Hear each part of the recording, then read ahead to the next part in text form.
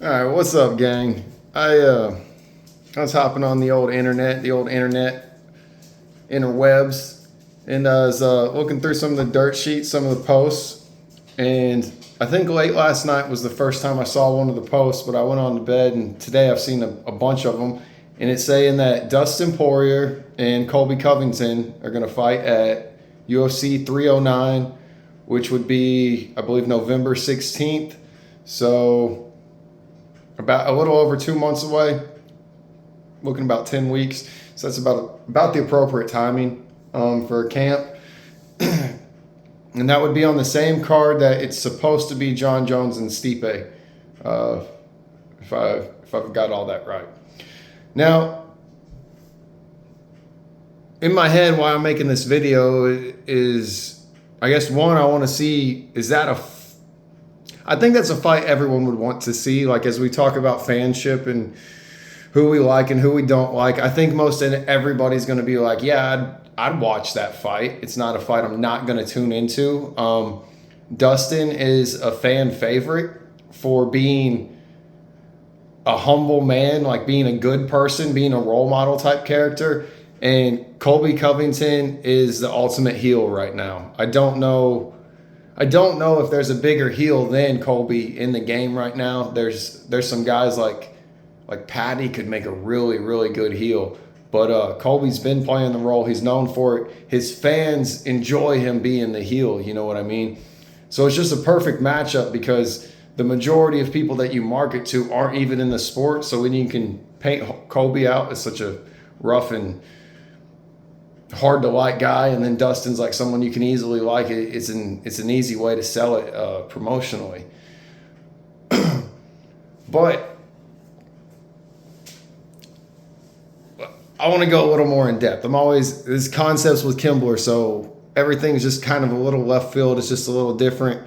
I'm starting to get some viewers now, so I think y'all are starting to adapt to what I do around here. Here's my thoughts on this fight. I don't know if I like the fight being booked, and me not liking it doesn't come from being an MMA fan. It kind of comes from like an ethical and like treating good people right type thing.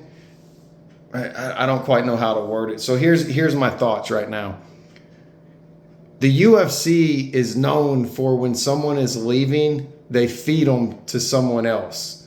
So the perfect example for this is when Nate Diaz was in his last fight and they were going to put him with Chimaev. And then they had, who was that? Tony was going to fight.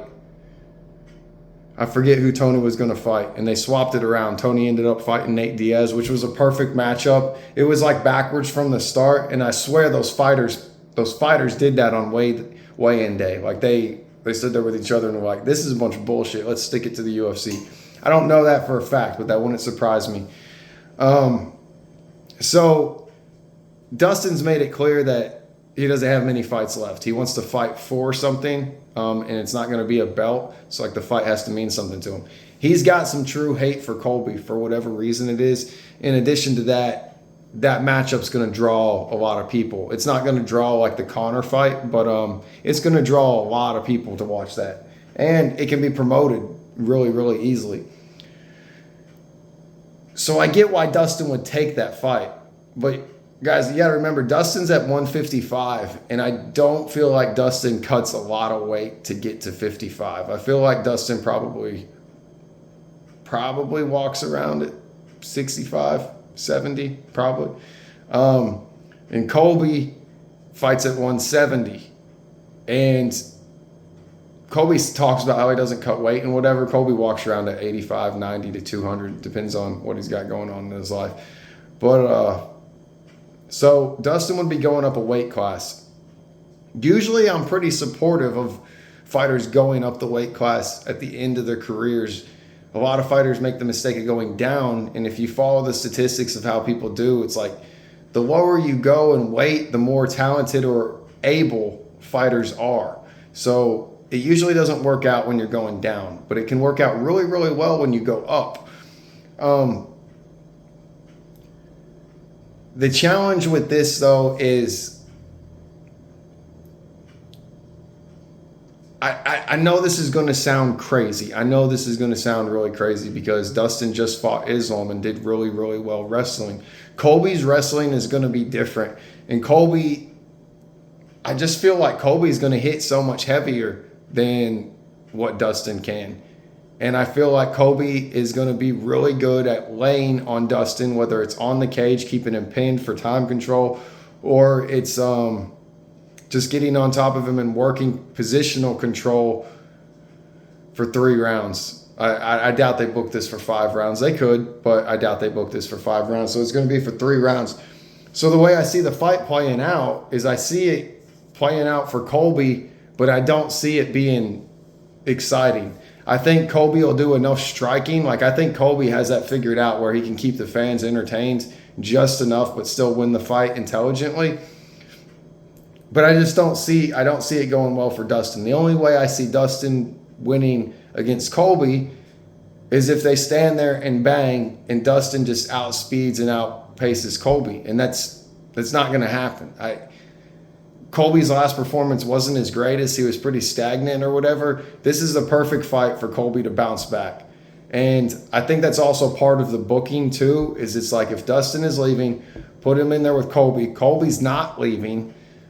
You get a huge win under Colby, or if Colby gets a huge win over Dustin, even with Dustin being the weight class below, the way the media and the way everyone looks at things, you got Colby right back in a title shot if you want to put him there. You could do whatever you want with Colby, and Colby would be right back as a #1 contender, and Colby sells fights. It doesn't matter who you put Colby with. Colby is going to sell the fight. So that's kind of my thoughts on it right now. I guess if I'm honest with myself, as I've gone through this video, I got to reflect on myself. I don't like the matchup because I don't want to see Dustin go out like that. I don't want to see Dustin lose a fight based off positional control as his last fight. You know what I mean? And sometimes that's how it goes. You know, it is what it is. But with them having actual beef and disdain with each other, that's just not the one I want to see Dustin go out on. And in addition to this, guys, the way people are perceiving Colby right now, if Dustin wins, what does it really do a lot for Dustin? You know what I mean? Did he really go out in a blaze of glory? Now, obviously, the performance could speak for that, but like, are we really that concerned about if Dustin beats Colby? You know what I mean? Like, I don't know. And then if he wins, he probably retires, I would imagine. I could be wrong. He might make a run at that weight class. Who knows? But then that really puts Colby in a hard spot. Like, Colby's going to really have to work his way back up in the media. So it's like, I don't know. I'm not crazy about it. I'm not saying I wouldn't watch it, or I don't know. I'm just not crazy about the booking. But this is Concepts with Kimbler. Y'all let me know what you think about it. Do you like Colby Covington versus Dustin Poirier in about 10 weeks? And if so, who do you think would win? Like and subscribe. Comment your thoughts. I'm pretty interactive with my comments. If you go through some of my other videos, you'll see where we get to talking back and forth a lot in the comments. Appreciate y'all. Y'all have a good one.